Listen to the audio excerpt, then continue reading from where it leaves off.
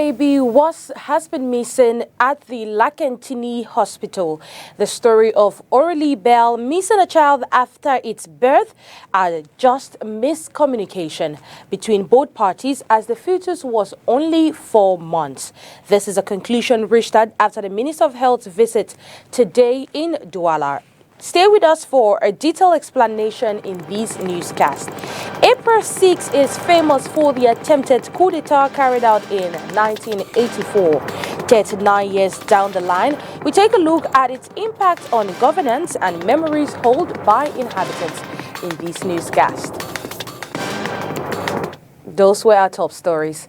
If you're just joining us, it is the 8 p.m. bilingual newscast right here on Spectrum Television. Ines Pangang opens this news in the French language. Good evening, Ines. Bonsoir, Onila Donette. Bonsoir à vous, mesdames et messieurs, et bienvenue à cette séance d'information bilingue sur Spectrum Television. Comme annoncé en titre, affaire du présumé vol d'un bébé à l'hôpital La Quintigny de Douala. Il n'en est rien au cours d'une réunion de concertation ce jour à Douala, présidée par le ministre de la Santé publique, Manaouda Malachi. L'avocat de la mère Esther Aurélie Bell affirme que la grossesse se situait entre 4 et 5 mois et donc il n'y a jamais été question de vol de bébé. D'ailleurs, le conseil juridique de cette famille demande l'arrêt des enquêtes ouvertes dans le cadre de cette affaire. Les détails dans ce reportage que signent Léla Renganzeux et Julie Bon. Il n'y a pas eu de vol de bébé à l'hôpital La Quintigny de Douala. Propos de maître Kamwa Limen, avocat d'Aurélie Bell, dans l'affaire du fœtus non rendu dans cet hôpital. Suite aux événements survenus entre le 30 et le 31 mars dans cette formation hospitalière, le ministre de la Santé publique y a tenu ce 6 avril une réunion avec toutes les parties concernées. Après d'avoir vu, analysé tout ce qui ressort dans le carnet médical, il est évident que mon client n'avait pas arrivé à terme d'une grossesse. Donc ça se situait entre 5 mois, 4 mois. Au vu des documents qui ont été faits des autres, de l'hôpital de Nilon, et là où ils sont partis, j'ai eu aussi ce plaisir d'être instruit dans certains aspects médicaux. Et pour moi, ça ne vient pas du directeur de l'hôpital, mais des autres médecins que le ministre a bien voulu prendre, faire venir pour avoir la clarté de ces situations. Après d'avoir écouté toutes ces choses et même des déclarations de ma cliente, il nous semble clair qu'elle n'avait pas arrivé au terme de cette grossesse et qu'il a eu cet avortement médical comme on a décrit, et malgré le fait que nous n'avons pas vu, mais quelque chose qui est clair et qu'il n'y avait pas un enfant volé. Si la première sortie du professeur Noël Emmanuel Essomba, directeur de cet hôpital, avait soulevé une vague d'interrogations dans l'opinion publique, Aurélie Bell, la mère, affirme avoir eu après la concertation de ce jour les réponses aux questions qu'elle se posait. Ayant fait mon deuil, parce que je sais ce qu'est devenu le fœtus en question. Je ne peux que rendre gloire à Dieu et m'arrêter là. Et je dis infiniment merci à tout le staff de l'administration. Merci beaucoup. Présent, le docteur Manaouda Malachi, ministre de la Santé publique, reconnaît cependant qu'il y a eu une communication pour le moins approximative de l'hôpital La Quintigny sur ce cas. La première conclusion, c'est que nous devons savoir qu'il n'y a pas eu de vol de bébé, puisqu'il n'y avait pas de bébé. Donc, pour qu'il y ait vol, il faut quand même qu'il y ait un bébé. Il n'y a pas eu de vol de bébé. Madame Bell a conduit une grossesse qui, malheureusement, ça arrive aussi dans certains cas, malheureusement n'a pas pu passer le cap de 6 mois. Et donc, les techniques de l'hôpital, c'est-à-dire les spécialistes, les gynécologues, nous ont parlé d'un avortement tardif. Donc, c'est ce qui est arrivé. Et ensemble avec la famille et son conseil qui est bien présent, à qui nous disons aussi merci d'être là, sous le regard bienveillant de monsieur le gouverneur de la région de Littoral, nous avons conclu à cela qu'il n'y a pas eu de vol de bébé et qu'il y a un problème quand même de communication au niveau de la Kentini. Et d'ailleurs, nous avons étendu cette recommandation à l'ensemble de nos formations sanitaires, que ce soit en interne, que ce soit en direction de l'extérieur. Ils doivent mieux communiquer, mieux expliquer, n'est-ce pas, ce qui se passe avec une patiente. Si le conseil juridique d'Aurélie Bell a sollicité l'arrêt des enquêtes administratives et judiciaires, cette affaire aura au moins eu le mérite de faire changer les choses en ce qui concerne la présence d'un proche durant l'accouchement. L'autre conclusion que nous avons arrêtée, et celle-là fera l'objet d'une circulaire, c'est que désormais, quand nous recevrons une femme prête à accoucher dans ce service-là, on va lui poser la question si elle veut, oui ou non, être assistée par une personne de confiance, et si oui, par qui. Et nous consignerons, n'est-ce pas, cet avis dans un registre pour que nous résolvions ensemble plusieurs problèmes. Le premier problème que nous allons résoudre, c'est ce problème de maltraitance dont on accuse souvent nos aides-soignants. En présence d'une personne de confiance de la patiente, certainement, il y a des choses qu'on ne peut pas faire. Et donc, ça va résoudre ce problème. Ça va résoudre le problème de suspicion qui existe toujours dans ce cadre-là. Nous avons eu des cas où on a même dit que non, il y avait 2 bébés au lieu d'un seul et tout. Au moins, quand il y a une personne qui est à côté et qui assiste à l'accouchement, la personne peut témoigner. Ainsi s'achève l'affaire Aurélie Bell et le présumé vol de son bébé. Today, April 6 is famous for the attempted coup d'etat carried out by presidential guards in 1984. 39 years later, Josephine Bindi takes us back to what happened on that fateful day. April 6, 1984 will ever remain embedded in Cameroon's history as it marked the beginning of a wavery political landscape in Cameroon. Colonel Saleh Ibrahim led a tentative coup d'etat to overthrow President Paul Biya, who had just taken over from Cameroon's first leader, Amadou Ahidjo. This landmark event has imprinted in itself in Cameroon's history is reported to have stemmed from the fact that Paul Biya ordered the transfer of all presidential guards who came from the predominantly north region from the former regime.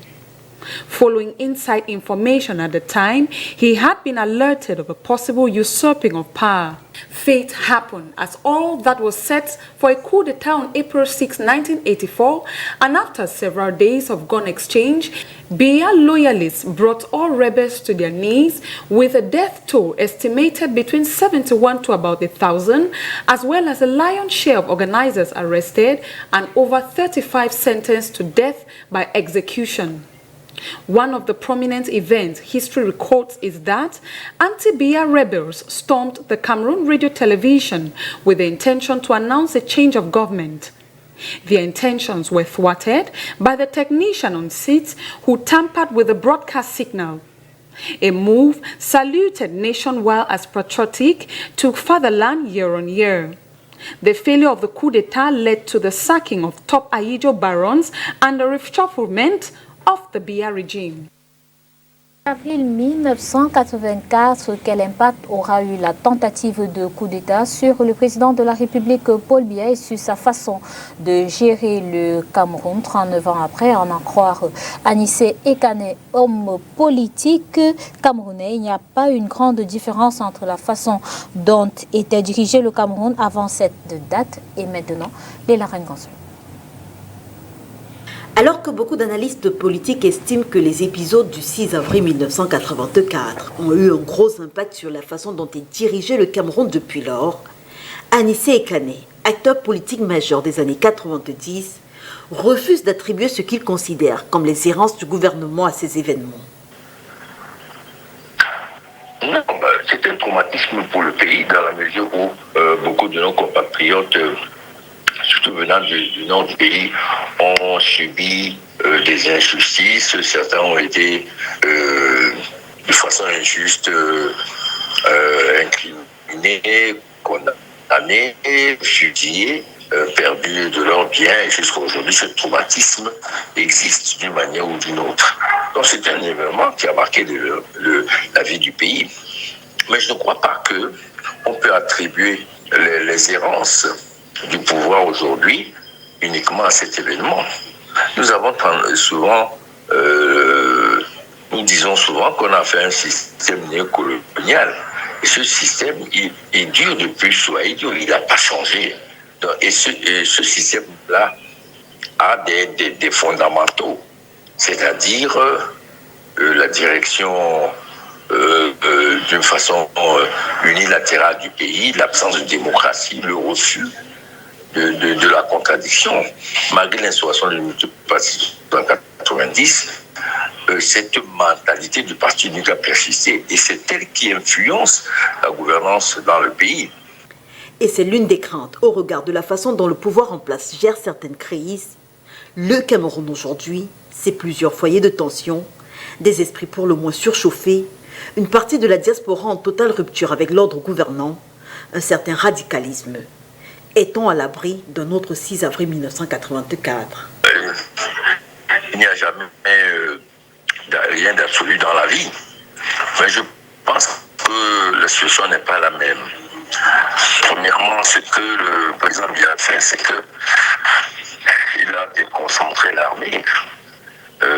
Il n'y a pas de pôle de l'armée surpuissant, comme c'était le cas avec la garde présidentielle.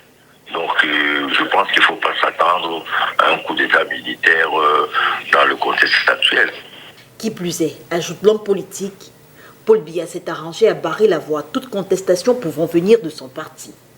D'ailleurs, selon lui, les proches du système ont tous intérêt à ce qu'il perdure. 6 avril 1984, raconté par certains Camerounais. Je vous propose de revivre cette journée marquante pour eux dans cet élément. Il faut l'avoir vécu pour le raconter. Le 6 avril 1984, une date historique au Cameroun sur laquelle on revient une fois par an à l'occasion d'un sombre anniversaire. Une journée que beaucoup auraient souhaité ne pas vivre, il n'aura fallu que quelques heures pour que la vie de plusieurs soit marquée à tout jamais. Je sortais d'une boîte de nuit à Yaoundé qu'on appelle Pacha Night Club. Nous étions allés nous amuser, mes camarades de classe à l'époque, nous étions à l'Institut Samba. Et il était pratiquement 5h46 lorsque quelqu'un arrivait nous dire qu'il sentait les coups de fil dans la ville. Et nous sommes dit, qu'est-ce qui peut bien se passer? Bon, nous sommes sortis. Comme ça, la route, la ville était déserte. Mais on entendait des taxis pour rentrer à la maison. Moi, j'habitais encore à l'époque à Anguissa. Et Maninanga, qui est décédé, donc devant moi, habitait pas loin du lac. C'est le neveu du délégué, l'ancien délégué du général de la Sûreté nationale, M. Ikani. Alors, on a vu des troupes venir vers nous, nous demandant qui sommes-nous et où est-ce que nous sortions, où est-ce que nous partions. Lui, il a eu la malchance parce qu'il a dit qu'il était le fils, le neveu du délégué général de la Sûreté. Immédiatement, il a encaissé les coups, des balles devant moi. Et moi, ils m'ont torturé, ils m'ont demandé de m'asseoir là. Je me suis assis. Et ils m'ont dit, qu'est-ce que toi tu fais? J'ai dit, non, moi, j'ai pas de père, j'ai pas de mère, j'habite chez un grand frère. Donc, j'allais où? J'ai dit, je rentre à la maison. Tu étais où? J'ai dit, j'étais m'amuser. Alors, qu'est-ce que tu fais ici? J'ai dit, je suis élève à l'Institut Samba. Et puis, ils m'ont demandé d'attendre là sur place, de ne pas bouger. C'était formidable, cette histoire. Mais avant de m'échapper, ils se sont dispersés un peu. Et là, moi, j'ai pris la fuite. Je suis passé par le marché central. J'ai contourné pour aller vers la pharmacie de l'intendant, si vous connaissez à l'époque. Je suis monté par la gendarmerie, tombé vers Vogada. Et voilà comment j'ai réussi à atteindre ma maison, mais avec beaucoup de difficultés. Ce jour-là, j'ai vu des tas de cadavres, mais il faut dire que c'était un triste souvenir pour moi. Vraiment, je n'avais jamais entendu les armes tonner. J'étais à cette époque à Yaoundé. J'avais un atelier de soudure au quartier Essos. J'ai vu des hélicoptères qui volaient à 3 mètres du sol. Vraiment, c'était terrible.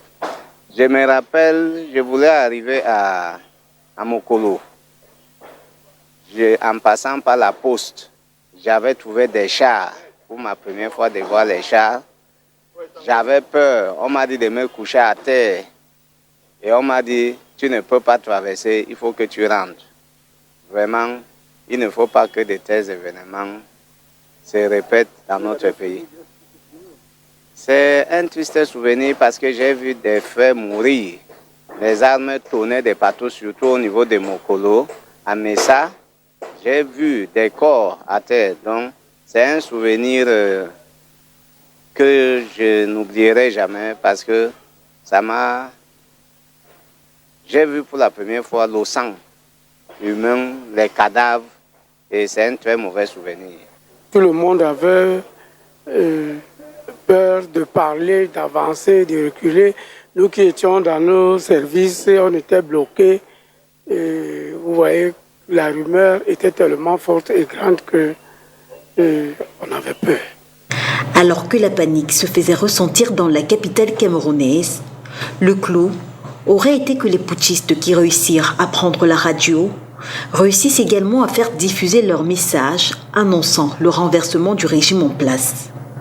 Il n'en sera rien. Les autres provinces du Cameroun n'auront pas cette information à travers le poste national. Oui, moi j'étais ici à Douala, mais tout ce qui m'a surpris, c'est la musique militaire qui passait à la radio. Nous, on ne savait pas de quoi il s'agissait. En montant à Bonangio, j'ai vu qu'il y avait à l'époque, c'est le gouverneur Khalfon Perfora qui était en fonction. Rien ne bougeait ici. Mais tout ce qui nous a surpris, c'était que la musique militaire. Cette triste journée se refermera avec au lendemain des fouilles de maisons, des procès expéditifs, des condamnations à mort et exécutions.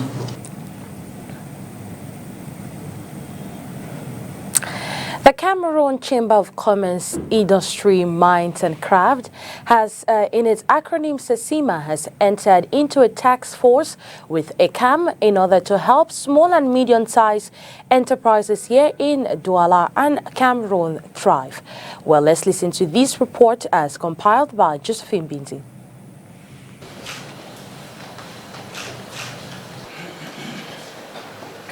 Constructing a stronger, more influential backbone for small and medium-sized enterprises to thrive on is key.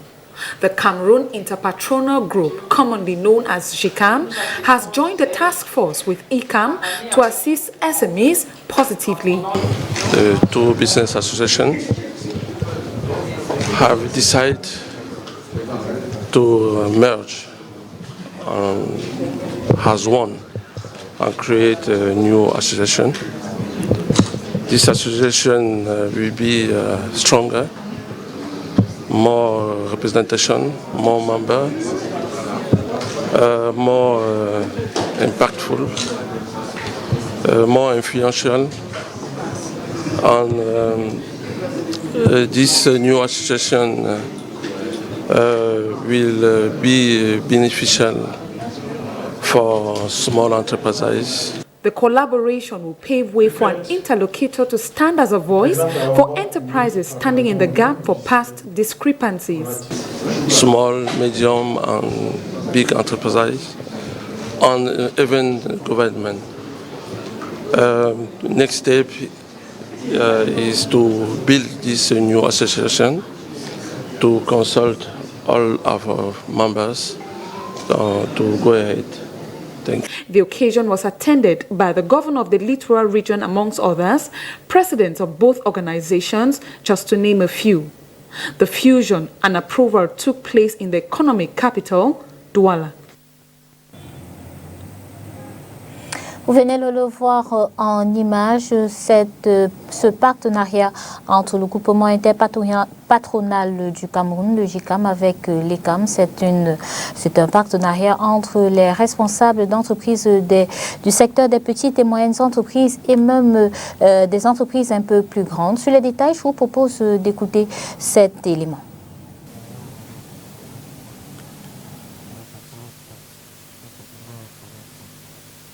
Fusion, de renforcer notre discours, notre plaidoyer. Et le dialogue est essentiel, je ne connais pas dire fondamental, dans le paysage économique pour améliorer l'environnement des affaires. Il est important, indispensable. Nous avons acquis de nouveaux membres, nous avons exploré de nouvelles choses. Donc, ce n'est pas tout à fait un retour simple, c'est un retour enrichi. Parce que ECAM, c'est non seulement... ECAM s'est enrichi au fil de ce pèlerinage, je peux l'appeler ainsi. Donc, on ne vient pas seulement rapporter ce que nous avons pris. Well, let's talk something else in this newscast. The rainy season is already announcing itself. The recent droplets experience in the economic capital of Cameroon, Douala, are mere evidence of this. But are there rain gadgets to sustain this season? Let's go find out in our next report.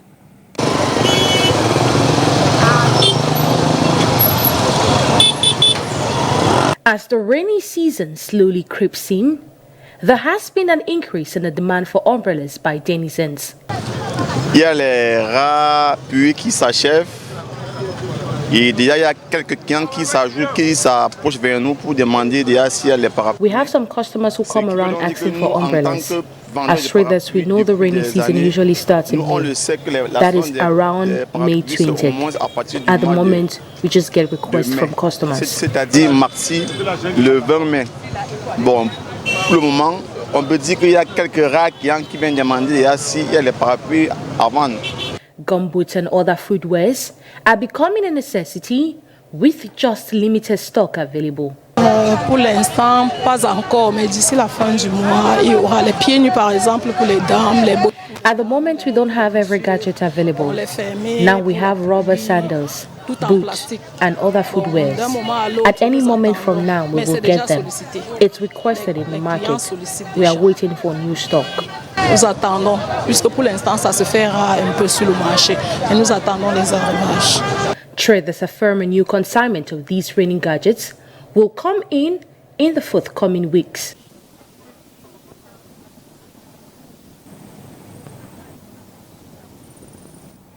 Nous sommes le jeudi 10 Saint, qui commémore selon la chrétienté universelle l'institution de l'Eucharistie par Jésus-Christ. Lors de son dernier repas avec ses disciples, le père Vital Kenlifak présente cette journée au micro de Landry Youssa. Le jeudi 5, comme vous avez vu ici à Douala, nous avons commencé par la messe chrismale qui vient d'être achevée avec l'archevêque, entouré de tous les prêtres, évidemment des fidèles laïcs qui sont venus. Alors la messe chrismale, c'est cette messe spéciale où les prêtres réunis autour de l'évêque renouvellent leurs engagements sacerdotaux. Et à cette messe également, un élément fondamental, c'est la bénédiction des huiles qui seront utilisées pour les sacrements de malades, pour le baptême. Enfin. Et on a également toutes ces réjouissances, parce que c'est une véritable fête du sacerdoce. Alors le soir, nous avons la messe du jeudi saint, appelons comme ça, qui en réalité commémore 3 événements. C'est le jour où Jésus a institué l'Eucharistie, c'est-à-dire la messe. On pourrait dire que c'est l'anniversaire de la messe. C'est le jour également où Jésus a institué les premiers prêtres, si vous voulez, les apôtres. Parce que c'est à eux qu'il a confié cette mission, ce service, de continuer l'œuvre qu'il a faite à travers le don de lui-même dans l'Eucharistie. Et le troisième élément, c'est le fait de l'institution du service. C'est-à-dire que la présentation du service comme la forme propre, l'essence même de la vie du prêtre. Voilà. C'est-à-dire qu'au-delà de tout, il est serviteur. Et c'est ce qui va se traduire dans le lavement des pieds. Avec cette réaction du prêtre que nous mettons un terme à cette édition d'information bilingue. Merci d'avoir été des nôtres. Disons-nous à demain. À demain, Onila Donnet. See you tomorrow in Espangang and see you tomorrow every viewer of Spectrum Television. Do make sure you take the rendezvous same time tomorrow. Have a wonderful night.